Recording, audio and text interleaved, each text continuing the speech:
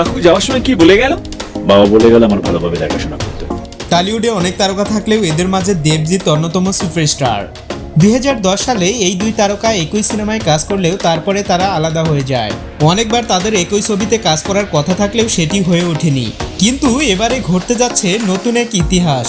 বাংলাদেশের সবচেয়ে বড় মেগাস্টার শাকিব খানকে ঠেকাতে আবারও এক সিনেমায় হাজির হচ্ছেন দেব এবং জিৎ। টলিউডের দেব আর জিৎকে নিয়ে ভক্তদের রেশারেশি নতুন কিছু নয়। সামাজিক যোগাযোগ মাধ্যমে হামেশাই তারা বিতর্কে জড়ান।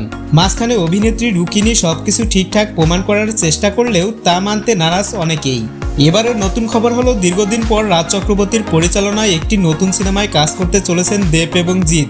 ভারতীয় সংবাদ মাধ্যম থেকে জানা গেছে একটি বড়সড় বাণিজ্যিক সিনেমার পরিকল্পনা করে ফেলেছেন এই নির্মাতা।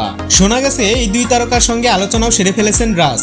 এখন শাকিব ভক্তদের দাবি শাকিব খানের দাপট ঠেকাতেই এমন পরিকল্পনা করেছে টলিউড ইন্ডাস্ট্রি। সত্যি কথা বলতে বর্তমানে টলিউড ইন্ডাস্ট্রিও এখন ভালো জায়গায় নেই। দেবজিতের মতো সুপারস্টাররাও এখন হিমশিম খাচ্ছে।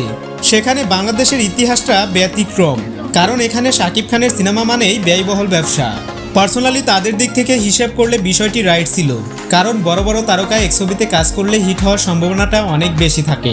এখন থেকে বাংলাদেশেও এমনটা হওয়া উচিত।